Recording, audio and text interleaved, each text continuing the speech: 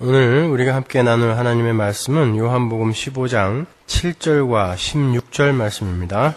요한복음 15장 7절과 16절 두 절만 우리 함께 봉독하겠습니다. 너희가 내 안에 거하고 내 말이 너희 안에 거하면 무엇이든지 원하는 대로 구하라. 그리하면 이루리라. 너희가 나를 택한 것이 아니요 내가 너희를 택하여 세웠나니 이는 너희로 가서 과실을 맺게 하고 또 너희 과실이 항상 있게 하여 내 이름으로 아버지께 무엇을 구하든지 다 받게 하려 함이니라. 아멘. 광고 한두 가지 드리겠습니다. 그 콘서트 DVD 나와서 지금 많이들 구입하고 계신데 그건 전액 다 우리 중국 선교 기금으로 쓰입니다. 그래서 필요하신 분들은 구입해 가시면 되겠고요. 그리고 이번 주 토요일 날 있을 우리 새로 이사갈 오픈 처치 오후 1시에 그쪽 교회에서 모이는 겁니다. 여기서 모이는 거 아니고 몬트레이 파크 교회에서 오후 1시에 모이도록 하겠습니다. 최근에 연구된 그런 발표인데요. 어떤 사람이 어떤 강의를 들을 때 강사와 아이 컨택을 하면서 그 자리에서 강의를 들을 때 습득하는 메시지와 인포메이션의 퍼센테이지가 100이라고 치면 그걸 CD나 테이프로 자동차에 넣고 운전을 하면서 들을 때 그 사람이 메시지를 습득할 수 있는 퍼센테이지가 15%밖에 안 된다고 합니다, 여러분. 85%를 놓치는 거죠, 그죠? 나중에 CD로 들으면 되겠지. 큰 오산입니다. 그러니까 여러분, 될 수 있으면 교회 모임에는 빠지지 말고 열심히들 참석하셔서 잘 들으세요. 집중해서 듣는 거 아주 중요한 것입니다, 여러분. 지난주에 우리는 기독교 교리의 핵심이라 할 수 있는 하나님의 열심과 하나님의 주권, 그리고 인간들의 전적인 무능력과 또 성도의 견인교리에 대해서 공부를 했습니다. 그 짧은 포도나무와 가지의 이야기 속에 그 모든 기독교의 핵심 교리들이 구석구석 스며들어 있는 것을 우리가 확인을 했어요. 하나님은 가지인 성도가 열매를 맺지 못하면 당신께서 손수 들어 올리시고 가지를 들어 올리시고 혹은 가지치기를 하셔서라도 반드시 열매를 맺으시고야 마신다는 것이 2절의 말씀이었죠. 그죠? 제하여 버린다라는 그 말이 들어 올리다라는 단어라고 그랬어요. 아울러 성도들에게 여전히 오염, 마쿠울라로 남아있는 모든 찌꺼기들과 어두움의 행위들은 마지막 때에 전부 불태워버리심으로 우리를 반드시 불 속에서 구원을 하시고야 마신다는 6절의 말씀 속에서 우리는 우리의 불가능함과 하나님의 주권을 뼈저리게 느낄 수 있었습니다. 하나님은 당신의 열심으로 반드시 우리의 삶 속에서 열매를 맺으실 것이며 그 길에 우리의 옛 자아가 방해물과 걸림돌이 되면 가차없이 요한계시록의 말씀대로 백마를 타시고 철장으로 쳐내시며 우리를 완성해 나가신다라는 것을 우리가 확인할 수 있었습니다. 그래서 우리는 안심할 수 있는 거죠. 그런데 우리의 현실로 돌아와서 우리 자신의 삶을 보면 실패와 실수와 넘어짐의 연속이죠. 그런데 그때 성경은 그 해결책을 제시합니다. 그게 뭐라 그랬습니까? 기도라고 했잖아요. 그렇죠? 지난주에 우리 거기까지 보지 않았습니까? 그러니까 우리는 지난주에 오늘 본문의 결론까지 이미 공부를 다 한 셈이에요. 그런데도 이 구절들은 끊임없이 오해되어지는 구절이기 때문에 오늘 제가 조금 더 보충하여 부연 설명을 해드리도록 하겠습니다. 사실 오늘 여러분에게 주된 메시지로 전달할 그 부분은 오늘 다 못할 것 같아요. 제가 구약의 레위기를 토대로 해서 하나님의 열심과 하나님의 주권과 우리의 무력함에 대해서 제가 레위기를 중심으로 쭉 설명해드리려고 했는데 하다 보니까 또 한 15장이 돼서 그건 다음 주에 그건 잘라버릴 수가 없어요. 너무 중요하기 때문에. 그래서 그건 제가 다음 시간에 설명을 해드리도록 하겠습니다. 그러니까 오늘은 조금 쉬울 거예요. 그러니까 잘 들어보세요. 저는 오늘 참 많은 분들을 만났습니다. 오늘따라 굉장히 많은 분들이 상담도 하러 오시고 만나러도 오시고 또 전화를 주시고 하셔서 굉장히 바쁜 하루를 보냈어요. 그리고 몇 주 전부터 복음방송에서 수요일날 아침 8시 반에 요한복음 강해가 이제 나가기 시작했어요. 저희 교회 설교가 나가는 그 시간에 굉장히 순간 청취율이 올라간다 그래서 그 시간을 저에게 주셔가지고 요즘은 요한복음 강해를 들으시고 전화하시는 분들이 또 많으셔서 그 전화까지 다 받느라고 제가 요즘 너무 바빠요. 그 중에 제가 몇 분만 소개를 하면 아침에 새벽기도 끝나고 우리 교회의 한 권사님으로부터 당신의 살아오신 이야기를 잠시 들을 기회가 있었어요. 결코 만만치 않은 이민 생활 속에서 세 아들을 홀몸으로 키우시며 고생하신 그 권사님의 이야기를 들으면서 정말 코끝이 찡했습니다. 아무 말도 할 수가 없었어요. 그리고 다른 한 분은 얼마 전까지 여러분도 아실 거예요. 산타바바라에서 매주 차를 몰고 예배에 참석하셨던 부부 있죠. 그분이 아주 오랫동안 모은 동전을 이만큼 모아가지고 선교 헌금으로 가지고 내려오셨어요. 내려오셔가지고 저하고 이제 오랜 이야기를 나눈다 가셨는데 요즘도 교회를 얼마나 그리워하시는지 몰라요. 근데 너무 멀어서 심지어 한 번은 오다가 가스가 다 떨어졌다고 그러더라고요.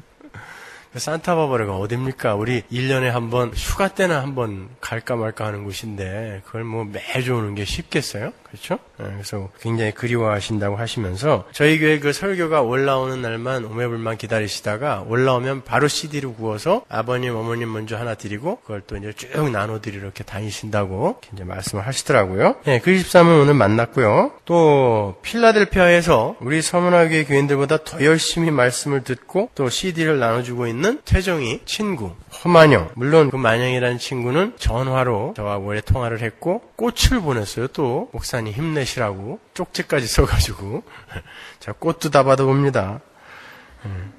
그래서 그 친구와 오래 또 이야기를 나눴고요. 그리고 멀리 우리 팜데일에서 시간만 나면 교회 오셔서 청소며 부엌일이며 굳은 일을 도맡아 하시는 귀여운 우체부 김보경 집사님, 그리고 코스타가 끝나고 우리 서문화교회를 방문하기 위해서 텍사스로 돌아가지 않고 비행기를 타고 LA로 와버린 정수라는 그 청년 등등 많은 이들을 만났어요. 근데 왜 제가 그분들의 이야기를 하는가 하면 지금 제가 말씀드린 그분들의 공통점이 있어요. 그분들은 모두 다 저와의 이야기를 하면서 자신을 정직하게 바라보고 있다는 것을 저에게 보여준 분들이에요. 참으로 정직하고 분명하고 똑바로 자신을 바라보고 그 모습을 그대로 인정하시면서 하나님의 은혜를 소망하고 기대하고 확신하고 있다는 것 그분들의 공통점이에요. 무슨 말이냐면 왜 나는 여전히 이 모양일까로 깊이 고민하고 그걸로 고통스러워하시며 안타까워하시고 눈물 흘리는 분들이라는 것입니다. 오늘 저와 함께 나눈 이야기도 바로 그런 내용이었어요. 말씀대로 살아내지 못하는 그러한 것에 대한 죄송함, 송구스러움. 그럼에도 불구하고 우리를 자녀로 삼아주신 하나님의 은혜에 대한 감격. 그런데도 또 변함없이 옛사람에 대한 연정을 뿜어내고 있는 자아에 대한 실망. 결국 우리는 하나님의 은혜와 하나님의 주권에 의해서 완성이 될 거란 기대로 인한 소름 끼침. 이런 것들이 오늘 우리가 나눈 이야기들의 내용이었어요. 그건 정직한 자아 성찰이 선행되지 않고는 도저히 불가능한 고백들입니다. 거기에서 우리의 기도가 비로소 격발이 되는 거예요. 인간은 누구에게나 공통적인 악한 본성이 있습니다. 모든 것을 자기에게 유리하도록 받아들이는 악습이에요. 그건 죄인들의 본성입니다. 타락한 이후에 하나님의 보호하심에서 벗어나버린 우리에게는 본능적으로 어떤 자기 보호장치 같은 게 생겼어요. 아니 우리가 만들어낸 것입니다. 하나님의 보호를 잃어버렸기 때문에 우리는 이제 스스로 우리를 보호해야 됩니다. 그래서 우리는 어떤 자기 보호장치 같은 걸 만들어버렸어요. 보고 듣고 경험하는 모든 것을 어떻게든 자신에게 유리하도록 취사 선택하고 해석하고 설명하고 미화시켜요. 인간은 이제 스스로 자신을 보호해야 하는 절박한 처지가 되어버렸기 때문에 그렇습니다. 이렇게 천성처럼 우리에게 주어져 있는 이 여과장치에 대해서 우리는 경계하는 훈련을 해야 돼요. 그렇게 이 여과장치에 대해서 경계하는 훈련은 성도의 신앙생활에 있어서 매우 중요한 겁니다. 성도의 신앙 영성생활의 주된 관심 중 하나는 나 자신을 정직하고 진실하게 보는 거예요. 자꾸 나를 보호하고 나를 옹호하고 내 편을 들려는 그 마음에서 나를 보려고 하지 말고 내가 어떤 존재인지를 정직하게 보는 그런 훈련이 필요하다는 것입니다. 따라서 모든 것을 자신에게 유리하도록 취사 선택하고 해석하고 설명하고 미화시키려는 유혹을 경계하고 때로는 나 자신을 거북하게 만들고 때로는 참담하게 만들고 때로는 절망스럽게 만드는 자신의 모습을 있는 그대로 보고 듣고 받아들이는 훈련. 그거는 성도의 신앙생활에서 아주 필수적인 훈련인 거예요.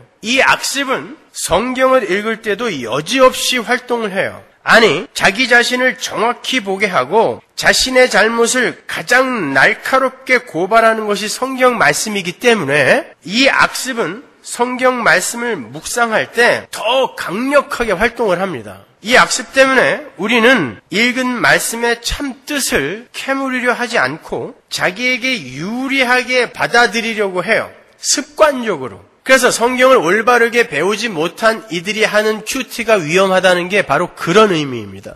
성경에 대해서 올바로 배우지 못한 이들이 자기 마음대로 큐티를 하게 되면 그 모든 구절들을 자기의 유익을 구하는 방식으로 해석을 하게 돼요. 그래서 그게 위험한 겁니다. 그래서 반드시 올바른 교사가 있어야 되는 거예요. 눈을 질끈 감고 우리 귀에 좋게 들리도록 말씀을 변조시켜요. 그 말씀의 원래 의미를 알아보려고 고민하지 않습니다. 말씀을 통해서 위로만 받으려고 하지 말씀이 주는 도전에 대해서는 회피하죠. 그러한 인간들의 악습에 의해서 가장 많이 오해되고 있는 구절들 중에 하나가 바로 오늘 본문입니다.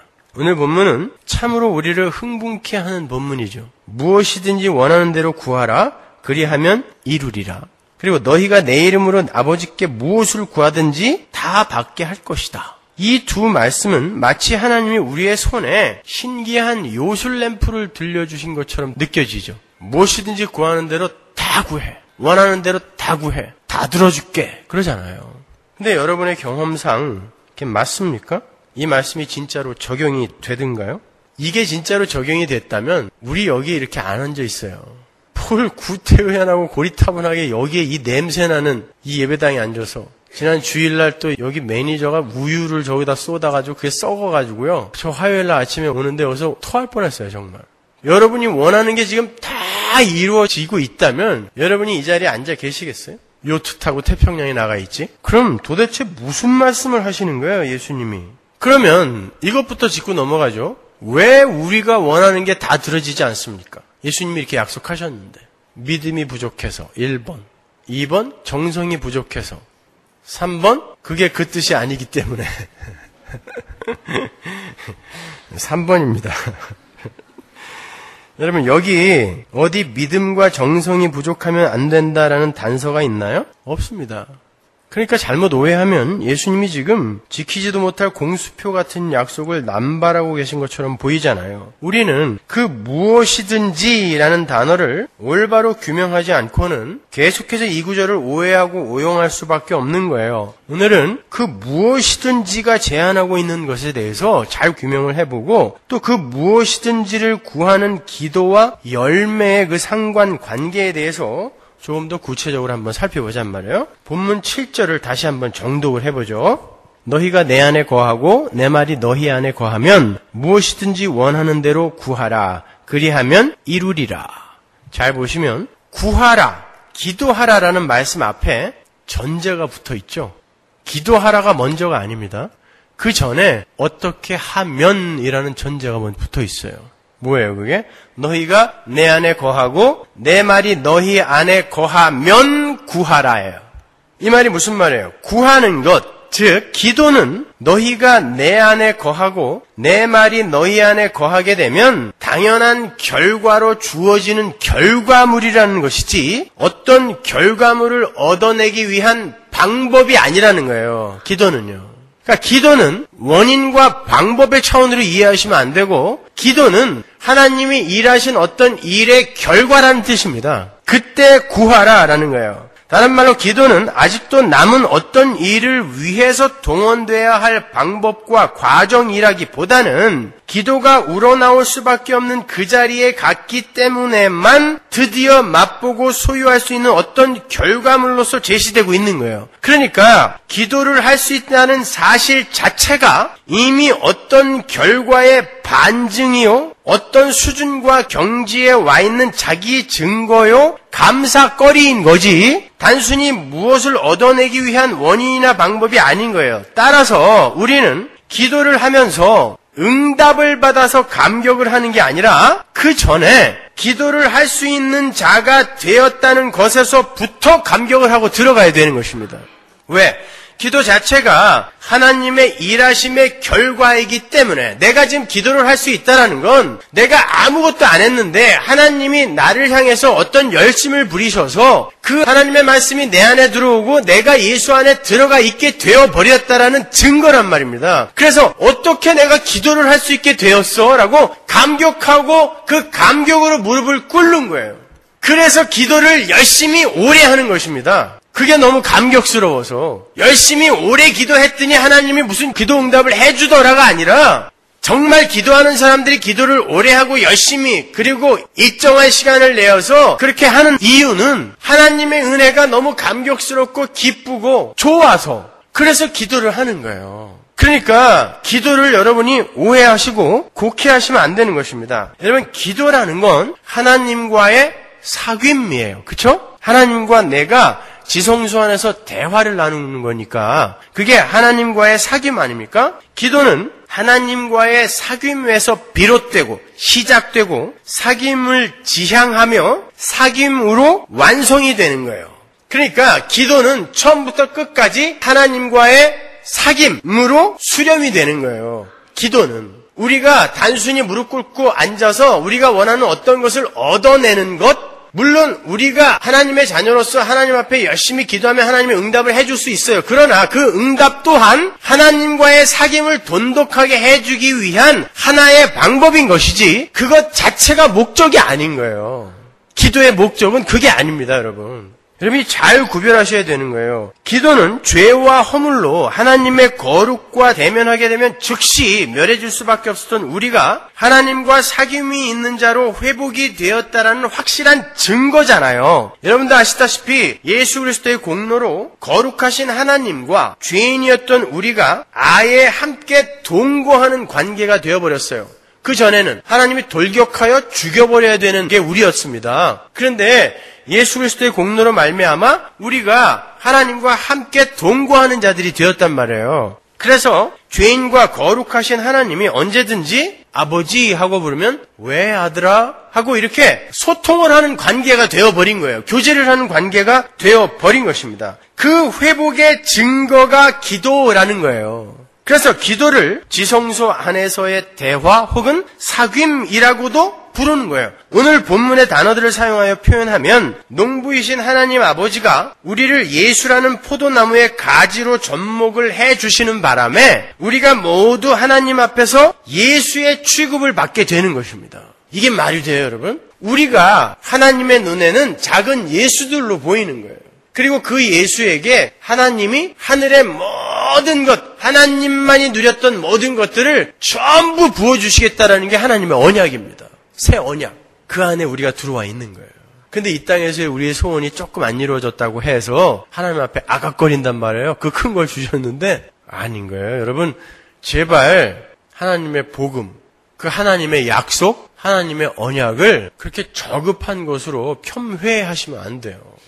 그러면 그러한 가지들이 자기를 예수로 보아주시며 그렇게 자기를 양자 삼으신 하나님 아버지께 농부에게 무엇을 구할까요? 이 가지가. 얘는 지금 밖에 던지워서 불사름을 당할 가지였어요. 근데 얘가 정말 어디에서도 볼 수 없는 우량 포도나무 예수의 젖붙임을 당함으로 말미암아 얘가 예수와 한 몸이 되어버렸단 말입니다. 그게 우리의 실존인 거예요. 그러면 이 가지가 이 농부에게 뭘 구하겠냐고요.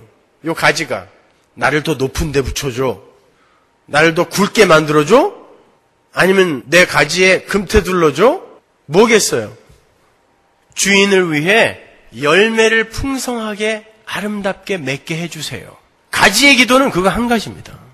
우리의 기도는 다 뭐예요, 근데? 내가 어떻게 그 포도나무에 젖붙여진 가지가 되었다라는 것에 별로 관심을 두지 않고 있기 때문에 전부 이 가지가 이 포도나무보다 더 인기 있고 자랑스럽고 높은 자들이 되기를 원한다니까요.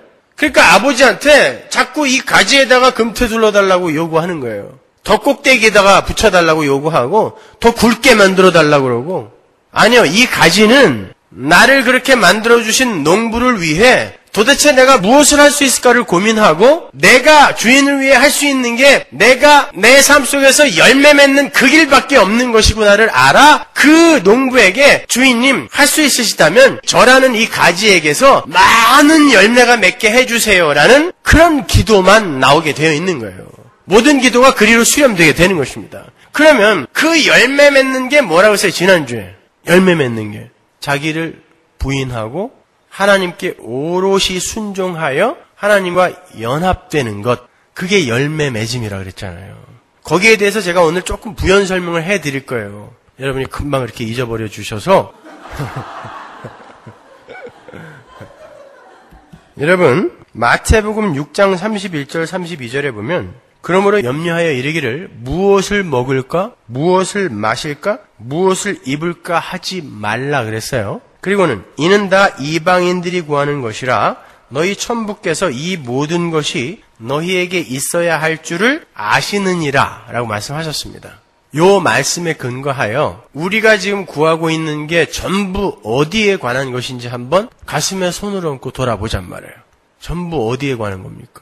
예수님이 지금 나 다 알아. 그러니까 그런 거 구하지 마 라고 말씀하신 바로 그것들만을 구하고 있잖아요. 왜 이걸 이렇게 쉽게 잊어버리는지 모르겠어요. 이 말씀대로 하면 분명 세상에서 먹고 살기 위해서 우리가 하나님께 구해야 할 것은 없는 거예요. 왜냐하면 우리에게 있어야 할 것을 하나님은 이미 다 알고 있기 때문에 그래요. 여러분 공중의 새가 기도한 만큼 먹습니까? 공중의 새를 누가 먹이세요? 하나님이 먹이십니다. 그 새에게 필요한 만큼 하나님이 정한 만큼 먹이시는 거예요. 마찬가지입니다. 우리가 먹고 사는 것은 이 땅에서 우리가 먹고 사는 것은 하나님이 정하신 만큼 하나님이 우리에게 주는 대로만 받는 거예요. 새가 기도하여 먹고 사는 게 아니듯이 우리는 기도로 먹고 사는 게 아니라 기도의 응답으로 먹고 사는 게 아니라 은혜에 의해 먹고 살고 있는 거예요. 기도는 좀 더 다른 곳에 쓰여지는 것입니다. 물론 믿음이 연약할 때 우리가 어린아이 유아기적 신앙에 있을 때는 기저귀 갈아주세요, 젖 주세요, 미음 주세요, 창문 좀 열어주세요, 앙앙 울 수밖에 없어요. 그러나 우리가 잘하면 잘할수록 그 기도의 본질이 무엇인지를 알고 그 기도를 통하여 하나님이 이루시려 하는 그 일에 신경과 관심을 쏟게 되는 거란 말이에요, 여러분. 기도는 우리가 이 땅에서 우리의 소원을 이루고 이 땅의 것으로 먹고 사는 일에 사용되는 저급한 것으로만 정의가 되어서는 안 돼요. 그러한 것들은 하나님의 은혜로 거저 주어지는 거예요. 그것 이외에 여분으로서의 다른 것, 그건 뭐예요? 하나님은 우리가 이 땅에서 하나님의 백성으로 완성될 때까지 우리에게 필요한 것이 어떤 것인지 다 아세요. 근데 대부분 우리가 구하는 게 뭐예요? 그것 말고 조금 덜을 구하고 있잖아요. 당장 굶어 죽어갖고 하나님 오늘 양식 안 주면 나 오늘 죽어요. 그런 사람은 없잖아요. 적어도 여기에 99점만 있으면 빅맥을 먹지 않습니까? 그러니까 우리가 지금 하나님께 구하고 있는 건 그것 말고 내 삶 속에 내가 생존하는 데 필요한 그것 말고 좀 더 다른 사람들과 비교하여 나를 자랑할 수 있고 그 비교적 상대 우위, 상대적 우월감으로 느낄 수 있는 그 행복을 얻을 수 있는 어떤 것을 원하고 있잖아요. 그걸 뭐라 그래요? 욕심이라고 하지 않습니까? 기도는 적어도 거기에 쓰여지는 건 아닐 거 아닙니까? 따라서 기도는 먹고 사는 문제에 필요한 것이 아니라 우리의 됨됨이에 필요한 것입니다. 하나님 나라의 자녀로서의 됨됨이에 필요한 것이 바로 기도인 거예요. 제가 간단한 예를 들어드릴게요. 여러분 생각해 보세요. 기도에 대한 정의는 어느 곳에서든 동일하고 일관성이 있어야 되겠죠. 기도에 대한 정의는. 미국에서 내린 기도의 정의와 우간다에서 내린 기도의 정의가 다르면 안 되잖아요. 일관성이 있어야 되지 않습니까? 그럼 한번 생각해 보자고요. 저 아마존 밀림 속이나 아프리카의 아주 오지, 시골, 심지어 멕시코의 마의 후예들이 사는 정글 속에도 그런 일은 흔히 있어요. 사람들이 자기가 태어난 마을 밖을 평생 한 번도 나가지 못해본 사람들이 허다합니다. 제가 멕시코의 마사틀란이라는 곳에 거기에 휴양지거든요. 예전에 도전지구 탐험이라는 그런 프로를 찍으러 한번 갔었는데 그 마사틀란이라는 휴양지에서 2시간을 차로 밀림 속으로 들어가면 마의 후예들이 살아요. 근데 그 마을에 있는 대부분의 사람들이 그 마을 밖 산 너머를 한 번도 나가보지 못한 사람들이에요. 전기도 없어요. TV도 없어요. 라디오도 없어요. 제가 거기에서 7일인가를 잤는데요. 어떤 날은 지프로 만든 침대 밑에 뱀이 이렇게 또아리를 틀고 위를 이렇게 쳐다보면서 낼름낼름 거리고 있더라고요. 근데 그런 일이 허다한데 그렇게 살아요, 그냥. 더우니까 문 다 열어놓고 선인장 쪽에서 그거 먹으면서 그나마 거기는 그래도 휴양지 근처라 옷이나 입성 같은 것들은 이렇게 티셔츠나 반바지 이런 걸 입고 있더라고요. 근데 아프리카의 오지 같은 곳에 가면요. 실제로 아직도 벌거벗고 문명과 전혀 상관없이 아직도 창 하나, 칼 하나 들고 다니면서 사냥해서 그냥 끼니 해결하는 거를 평생에 그냥 자기들이 할 일인 것처럼 생각하며 사는 이들이 있어요. 여러분이 지금 그곳에 사는 토인이라고 생각해 보세요. 아침에 일어나면 과일나무에 과일이 있어요. 그럼 아침 식사로 과일 샐러드를 먹는 거예요. 그리고 점심 때는 바다에 나가서 물고기를 잡아서 그 불에다 구워 먹어요. 저녁 때는 엊그제 사냥한 토끼 뒷다리를 하나 구워서 가족들과 나눠 먹었어요.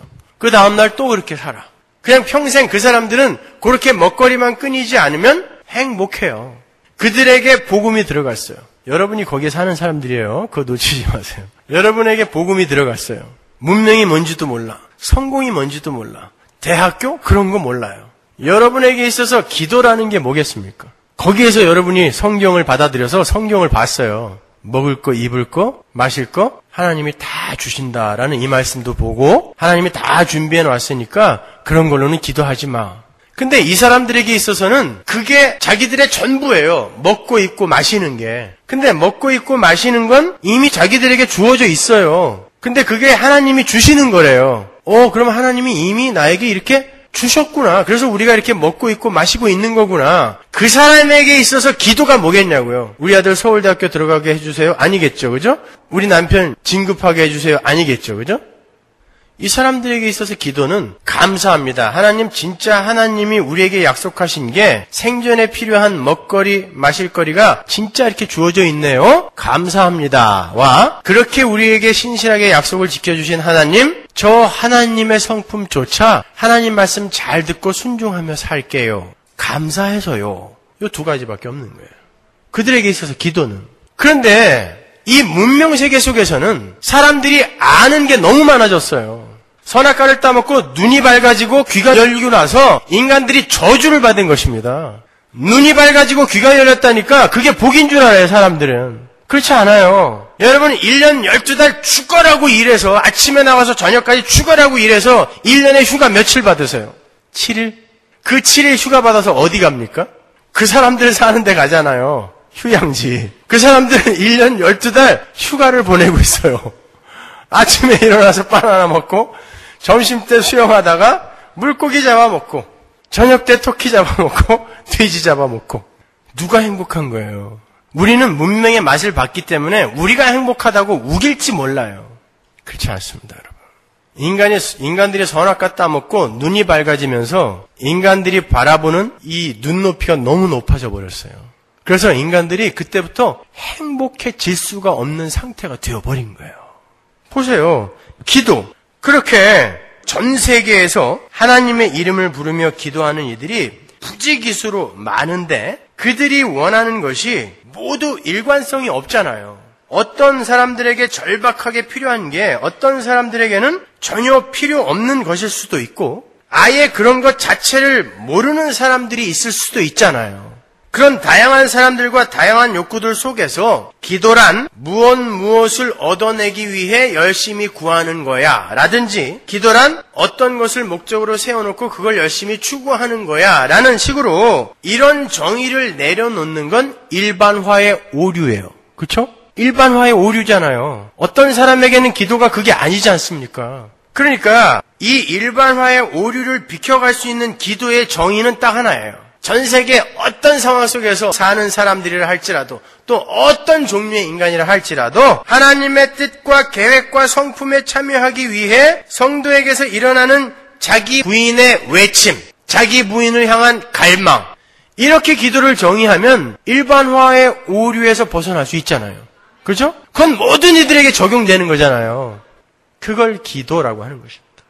기도는 우리가 열심을 내어서 어떤 것을 얻어냄으로 해서 그것으로 하나님의 일을 돕는 그런 유의 것이 아니에요. 하나님은 그렇게 자기를 돕는 자녀를 원하는 분이 아닙니다. 하나님께서 진정으로 원하는 자녀의 모습은 자신의 노력과 힘과 지혜와 열심으로 하나님을 도와주는 그런 자녀가 아니라, 하나님이 진정으로 원하는 자녀는 하나님과 사랑을 나누면서 그분 안에 있는 기쁨이 충만한 것으로, 하나님, 저는 하나님 없이는 절대 못 살아요, 이렇게 고백을 하는 자녀. 그리고 하나님은 그 자녀에게, 그래 아들아, 그래 딸아, 나도 너 없으면 이제 정말 못 살 것 같아, 요 관계를 맺고 있는 자녀, 그 자녀를 원하는 거예요. 하나님이 여러분의 돈을 어디다 갖다 쓰시겠습니까? 하나님이 여러분의 지혜를 어디다 갖다 써요? 하나님이 여러분의 힘과 노력을 어디다 갖다 쓰십니까? 그게 하나님께 도움이 된단 말이에요? 아니요, 우리는 하나님을 돕는 사람들이 아닙니다. 하나님이 당신의 기쁨으로 우리에게 부어주기 위해 그거 필요도 없는 것들을 하나님의 그 일에 동참하게끔 우리를 붙여주시는 것이지, 우리가 하나님의 일을 돕는 게 아니란 말이에요. 여러분, 그거는 여러분이 정말 사활을 걸고 꼭 붙들고 계셔야 되는 우리 신앙의 핵심 같은 것이에요. 우리는 하나님 앞에 티끌 같은 존재입니다. 무엇을 하나님을 도와요, 우리가? 바로 우리의 됨됨이, 즉 하나님의 자녀됨을 향해 우리의 기도가 격발이 돼야 돼요. 왜? 하나님이 가장 기뻐하시는 일이 바로 그것이기 때문에. 요한복음 17장 21절 보세요. 아버지께서 내 안에 내가 아버지 안에 있는 것 같이 저희도 다 하나가 되어 우리 안에 있게 하사 세상으로 아버지께서 나를 보내신 것을 믿게 하옵소서. 내게 주신 영광을 내가 저희에게 주었사오니 이는 우리가 하나가 된 것 같이 저희도 하나가 되게 하려 함이니이다. 곧 내가 저희 안에 아버지께서 내 안에 계셔 저희로 온전함을 이루어 하나가 되게 하려 함은 아버지께서 나를 보내신 것과 또 나를 사랑하심 같이 저희도 사랑하신 것을 세상으로 알게 하려 함이로소이다. 아버지여 내게 주신 자도 나 있는 곳에 나와 함께 있어 아버지께서 창세전부터 나를 사랑하심으로 내게 주신 나의 영광을 저희로 보게 하시기를 원하옵나이다. 의로우신 아버지여 세상이 아버지를 알지 못하여도 나는 아버지를 알았사옵고 저희도 아버지께서 나를 보내신 줄 알았사옵나이다. 내가 아버지의 이름을 저희에게 알게 하였고 또 알게 하리니 이는 나를 사랑하신 사랑이 저희 안에 있고 나도 저희 안에 있게 하려 함이니이다. 우리를 향하신 하나님의 뜻이 뭐라 그래요? 반복하고 또 반복하고 또 반복해서 뭐라 그래요? 하나님이 우리를 어떻게 만들기 위해 예수를 이 땅에 보냈다는 거예요? 하나님과 하나 되게 하기 위해서예요. 제가 전에 설명해 드렸잖아요. 그 하나됨이 뭐라 그랬어요? 하나님과의 연합이, 윤무, 페리코레시스, 그 삼위 하나님이 손을 잡고 덩실덩실 돌면서 춤을 추고 계신 그 자리로 우리를 불러들여서 넷이서 같이 춤추자는 거예요. 교회야 나의 백성들아 같이 춤추자. 하나의 목적을 향해.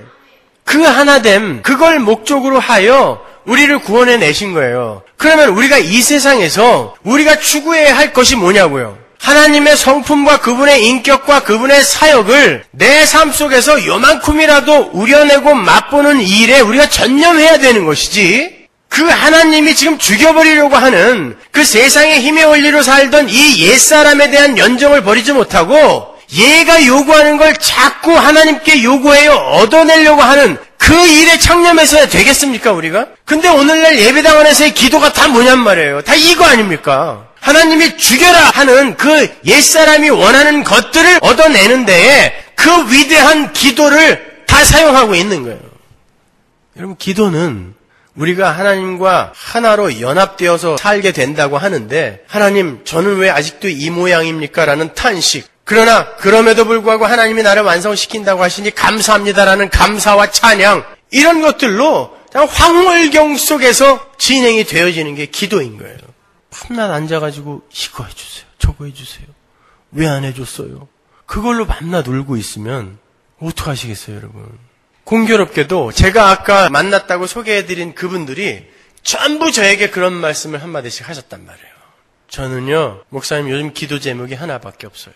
하나님의 백성답게 살고 싶은데 자꾸 실수하고 넘어지고 하는 나, 하나님 제발 도와달라고, 불쌍히 여겨달라고. 제 주변에 그런 존경스럽고 위대한 신앙인들이 곁에 있더라는 게 참 자랑스럽습니다. 목사에게 와서 목사님 기도해 주세요라고 해놓고 그렇게 나의 하나님의 자녀됨을 위해 기도해 주세요라고 하는 그런 분들이 그렇게 제 주위에 많이 있다라는 것이 전 참 자랑스럽습니다, 여러분. 성숙되어졌다라는 증거잖아요. 하나님의 말씀으로 성숙되어졌다라는 증거 아닙니까? 우리가 그 자리로 전부 가야 되는 것입니다, 여러분. 우리를 성부 하나님과 성자 하나님 그리고 성령 하나님의 연합 속으로 초청해서 하나로 만들어서 하나님이 누리는 교제와 안식과 기쁨과 성품과 풍요와 평안을 누리게 해주시는 것, 그게 하나님의 목적이고 거기가 천국인 거예요. 거기를 향해서 이 땅에서는 조금 손해보고 조금 고통스럽고 조금 아프고 조금 슬퍼도 잘 참으면서 열심히 가는 것, 그걸 신앙생활이라고 하는 것입니다. 왜? 진짜 그에게 소망이 있기 때문에. 그런데 우리가 하나님을 능력으로 보필하려고 하고 알량한 지혜로 참모가 되려고 그래요. 하나님의 참모. 심지어 모사가 되려고 그래요. 하나님 이번 일은 이러하게 진행하려고 하니까 제 지혜대로 쫓아와 주세요. 아주.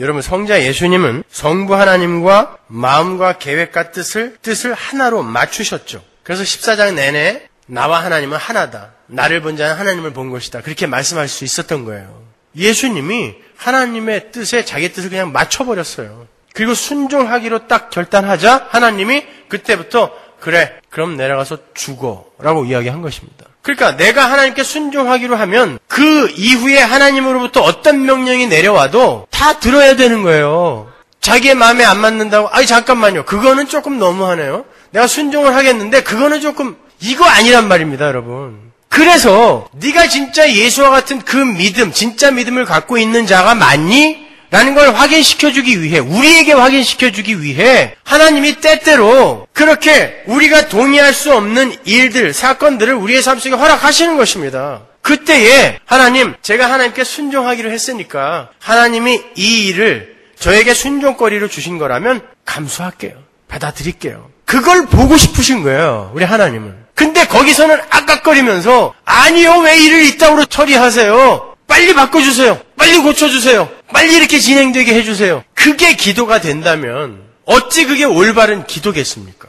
왜 거기서 순종의 기도는 나오지 않아요?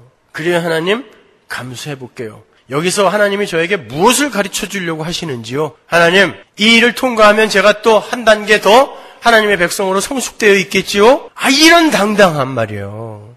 우리 윤효석 집사님 병문안 갔더니, 집사님 힘드시죠? 목사님 이렇게 가는 게 잘 가는 거라 그랬잖아요. 괜찮아요. 이 일을 통해서 하나님이 또 저에게 그리고 우리 가족에게 많은 걸 가르쳐주고 계세요. 장 25cm 잘라낸 분의 신앙 고백입니다. 그런 당당함이 왜 이 시대의 교회에서 그렇게 찾아보기가 힘드냔 말이에요, 여러분.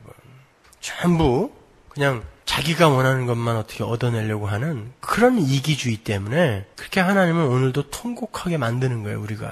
우리는 그렇게 우리에게서 예수님의 성품과 예수님의 복종이라는 열매를 맺어내야 되는 거예요. 하나님께서 당신의 열매를 맺으려 하실 때 나의 뜻을 내세워서 거부하지 않고 그분의 뜻과 계획에 순종하는 것, 그것이 바로 우리 성도가 도달해야 할 목적지예요.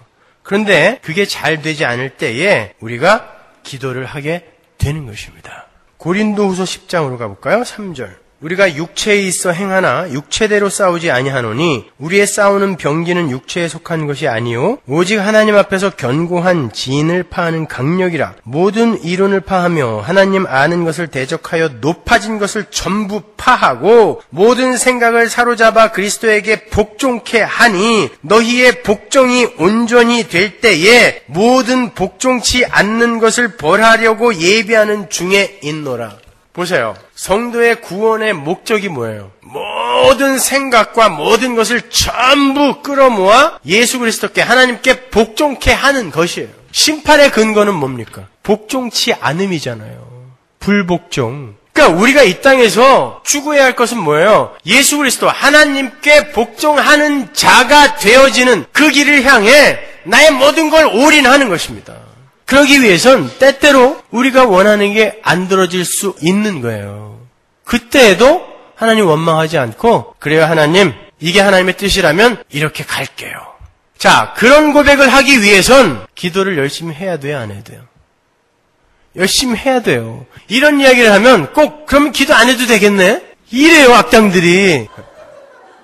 아니요, 하나님의 뜻이 이게 아니라면 그러면은 제가 감수하고 가겠습니다라는 고백을 하기 위해선 그걸 위해서 열심히 기도를 해봐야죠. 왜? 그분만이 능력이 있으신 분이기 때문에 하나님에게 매달려 보는 것입니다. 근데 안 들어주셨어? 그래요, 하나님. 이게 하나님의 뜻이군요. 감사합니다. 저에게 이 일을 통해 많은 걸 가르쳐 주셨습니다. 하는 거예요. 그래서 기도 많이 한 사람이 무조건 유익이에요. 무조건 유익이에요. 저 사람은 엉뚱한 것 갖고 기도하던데요? 예, 그래도 유익이에요. 왜? 다른 이들은 그런 기도조차 안 하거든요. 모든 기도는 하나님이 다 들으세요. 다 들으세요. 하나도 빠짐없이 다 들으세요. 그런데 그리고 그 모든 기도에 반드시 응답하세요. 근데 우리의 뜻대로가 아니라 하나님이 원하시는 대로 응답하세요.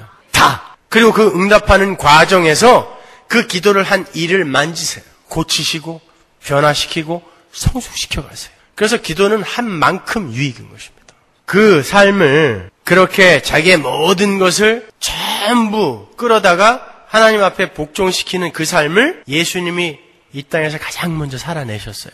그리고 우리 성도들에게 바로 그 삶을 요구하시죠. 근데 그 삶을 산 사람이 있었습니다. 누구예요? 사도 바울. 볼까요? 고린도전서 11장 1절을 보세요. 내가 그리스도를 본받는 자 된 것 같이 너희는 나를 본받는 자 되라. 여기서 사도 바울이 내가 그리스도를 본받는 자 되었다라는 것은 예수님처럼 모든 것을 완벽하게 다 해냈다라는 그런 뜻이 아니라 내가 예수님처럼 하나님의 명령을 듣고 내가 원하지 않는 어떤 일이 나의 삶 속에 닥쳤을 때 그것을 하나님의 뜻으로 겸허히 받아들였다라는 뜻이에요. 그리고 그 모든 것들을 자기의 고집, 자기의 뜻, 자기의 계획들을 전부 내려놓고 하나님의 뜻이 어떤 것인가를 고민하면서 살았다라는 거예요. 이 사람은요. 실수하고 넘어지는 건 차후 문제예요. 그러나 예수가 그렇게 산 그 삶을 내가 본받아 살았다라는 것입니다. 예수님은 하나님 제발 이 잔 좀 내게서 지나가게 해주세요라는 그 응답을 안 들어주셨을 때 하나님 이럴 수가 있어요? 내게도 응답 안 해주시고 나 삐질 거야? 이런 말 안 하셨단 말입니다. 그런 마음 자세로 살았다라는 거예요. 사도 바울이. 그러면서 뭐라 그러는 거예요? 너희도 나를 본받으라 그래요. 예수의 삶을 본받아 살라는 것입니다. 빌립보서 3장 17절 표준 세번역으로 볼까요? 형제자매 여러분 다 함께 나를 본받으십시오. 또 그래요. 여러분이 우리를 본보기로 삼은 것과 같이 우리를 본받아 사는 사람들이 많은데 그들을 눈여겨보십시오. 그렇죠. 초대교회 때 그렇게 예수를 본받아 사는 이들이 많았다는 거예요. 어떻게? 카타콤에서 맹수의 우리 속에서 기름가마 속에서 유대인들 로마인들의 핍박 속에서 그래도 하나님 저는 하나님이 이 길을 가라시면 순종하며 가겠습니다 하고 죽은 거예요. 이거 고쳐주세요가 아니었어요. 내가 하나님 마음 변하지 않고 당당하게 죽을 수 있게 해주세요가 그들의 기도였단 말입니다. 죽지 않게 해주세요가 아니라. 여러분 그리스도인 맞습니까? 한 사람이에요? 나머지는 다 불교인이에요?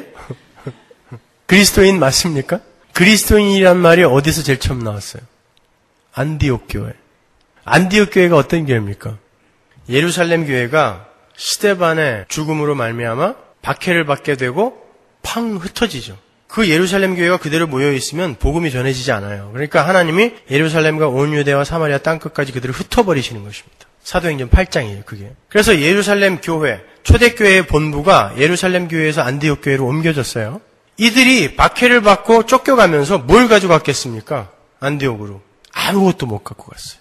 가족들로부터도 전부 단절됐어요. 직업, 생업, 가지고 있는 재산, 땅 아무것도 못 갖고 갔어요. 안디옥에 가서 그냥 예수 그리스도만 붙들고 그 예수 그리스도만 전했습니다. 그랬더니 사람들이 그들을 그리스도만으로 행복한 그리스도인이라 불러준 거예요. 그게 그리스도인입니다. 여기 와서 예수의 이름을 부르면서 돈 주세요 하는 사람들 그리스도인이에요? 돈인이에요. 그렇잖아요. 여기 와서 명예만 열심히 구하고 있는 사람 그리스도인 아닙니다. 명예인이에요. 여러분 우리는 그리스도인입니다. 그래서 우리는 그리스도만 구하는 거예요. 예수 그리스도와 연합되어지는 그 현실만을 오매불망 바라며 한 발 한 발 열심히 그 길을 가는 거예요. 그게 그리스도인인 것입니다, 여러분. 오죽하면 사도 바울은 자기 안에 예수의 심장이 있다 그랬어요. 그렇게 예수를 닮아가려고 애를 썼던 거예요.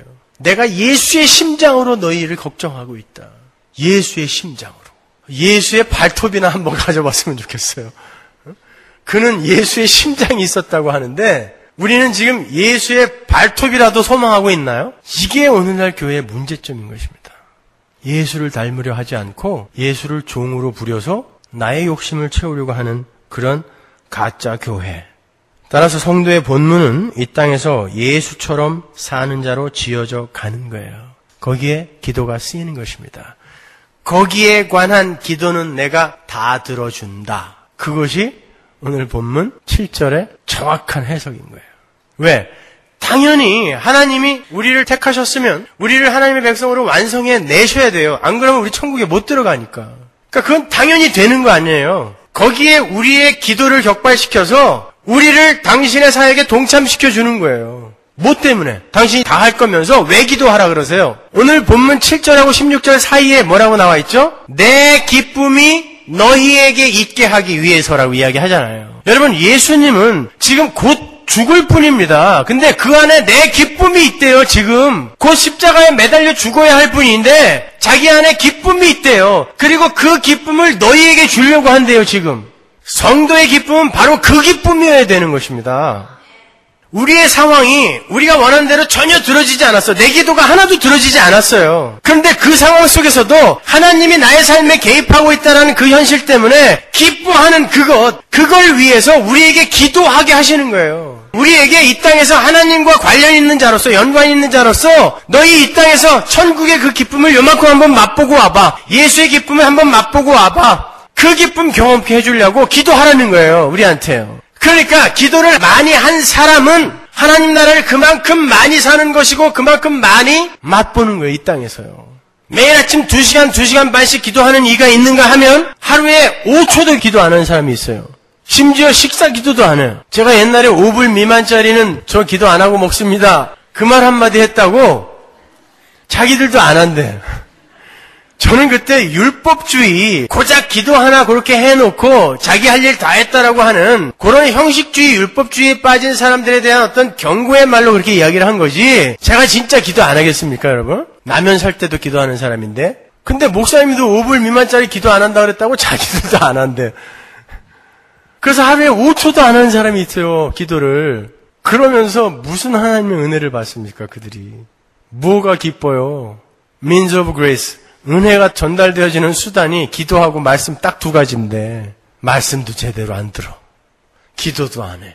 그래놓고 나는 왜 이렇게 안 변해요? 나는 왜 이렇게 우울해요? 당연하죠. 기쁨이 없는데 당연히 우울하죠. 여러분, 우리가 해야 할 바는 성도는 반드시 해야 되는 거예요. 기도는 하나님과의 사귐입니다. 여러분, 진짜 친밀한 친구의 사귐. 친구라는 말은 굉장히 여러분 뜻이 깊은 말이에요. 부부간에도 그 부부가 진짜 흉흉물이 없는 사이가 되면 그걸 친구라고 해요. 부모 자식 간에도 마찬가지예요. 대면대면한 부모 자식 관계 있죠? 그게 진짜 친밀해지면 그게 친구가 됩니다. 친구는 굉장히 아주 친밀한 관계를 이야기하는 거예요. 예수님이 15장에서 그래요. 내가 너희를 친구라 부르리라. 다시는 종이라 안 부르리라. 그래놓고 내가 친구를 위해 내 목숨을 버린다. 그런단 말입니다. 그런 친구와의 사귐이 있으면요, 여러분, 그 사람이 이 친구를 닮아갑니다. 그래서 친구 관계인 부부가 서로 닮아가는 거예요. 친구 관계인 부모 자식이 서로 닮아가는 것입니다. 우리가 그 예수 그리스도와 친한 사귐이 있으면 예수 그리스도를 자꾸 닮게 되고 그 친구의 뜻과 그 계획을 존중해 주기 시작해요. 그래서 나의 소원이 그 친구의 뜻과 계획에 맞춰져요. 기도의 내용이 바뀌어지는 것입니다. 그 대상과 친밀해지면 친밀해질수록 여러분이 예수와 얼마나 친하냐 말이에요. 얼마나 친하세요. 그렇게 예수와 친밀한 관계에 있는 자들을 예수 안에 있다, 예수의 말씀이 그들 안에 있다, 이렇게 표현하는 거예요. 그들은 구하라. 뭘? 예수의 뜻을. 예수의 뜻이 뭐예요? 우리가 하나님과 하나가 되는 거.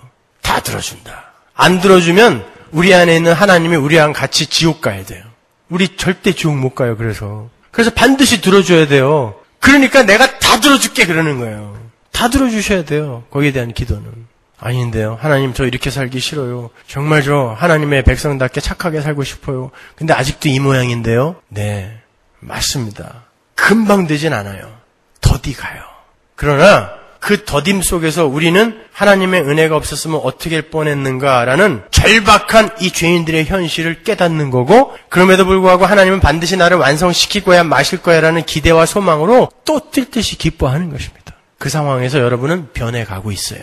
저는 알아요. 저는 보여요. 서문화교회가 굉장히 지금 연걸어가고 있고 성숙되어져 가고 있다는 게 저는 보여요. 그리고 여러분들이 어떻게 변해가고 계신지 제 눈에는 보입니다. 여러분은 여러분 자신에 대해서 끊임없이 실망하고 계실지 모르지만 제 눈에는 보여요. 하나님이 얼마나 기뻐하시겠습니까? 여러분은 지금 열매를 주렁주렁 매달고 있어요. 농부가 맺는, 하나님이 맺는 그 열매를 주렁주렁 매달고 있어요. 거기에 여러분이 지금 기도를 하고 있잖아요. 그 기도를 내가 니들이 기도해서 들어줬어 라는 칭찬해주기 위해 하나님이 그 기도를 근거로 여러분을 지금 고쳐가고 계시는 거예요. 서서히. 그러면 됐죠 뭐. 여러분 여러분 그 카메라의 원리가 뭔지 아세요?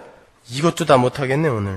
벌써 시간이 이렇게 가가지고. 이거는 제가 다음 주에 그럼 원고를 드릴게요. 이것까지 하게 되면은 너무 많아서 안 돼요. 여러분 카메라는 이미 BC 3세기에 아리스토텔레스에 의해서 그 카메라의 원리가 이미 발견이 됐습니다. BC 3세기 예수님도 오시기 전에. 여러분 인간들이 그렇게 대단해요.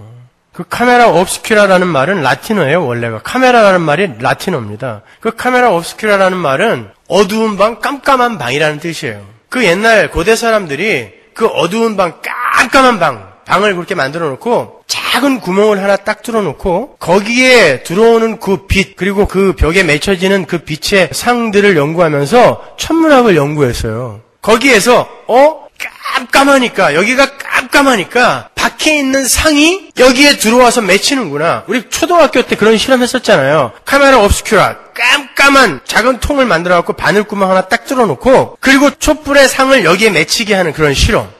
이 국민학교도 좋은 데 나와야 돼요. 우리 학교에서는 했었어요. 그게 카메라의 원리입니다, 여러분. 근데 보세요. 내부가 깜깜하면 밖에 것이 들어와서 맺힙니다. 내부에 빛이 있으면 절대 밖에 게 내부에 영향을 못 미쳐요. 여러분이 예수라는 빛과 전혀 사귐 없이 여러분이 죄와 허물과 욕심으로 깜깜하잖아요. 여러분의 밖에 있는 사건과 상황과 일들이 여러분 가슴 속에, 마음 속에 새겨져요. 상으로. 카메라처럼. 그게 카메라 옵스큐라입니다, 여러분. 그러나 여러분이 예수와의 사귐으로, 예수라는 빛으로 환하게 비춰지면 밖에 있는 사건들이 여러분을 좌지우지 못해요. 우리 안이 여전히 어둡기 때문에 지금 나에게 일어나는 사건들과 상황에 벌벌벌 떨고 있는 거예요. 이 문제에 내가 끌려다니고 있는 것입니다. 돈에 끌려다니고, 문제에 끌려다니고, 사건에 끌려다니고, 사고에 끌려다니고. 여러분의 내부를 예수로 밝히세요. 그 문제들이 내 마음에 새겨지지 못하도록. 그러면 여러분, 이 내 안에 있는 예수라는 빛으로 말미암아 내 안에 기쁨이 차요. 소망 때문에. 근데 이걸 반복적으로 하셔야 돼요.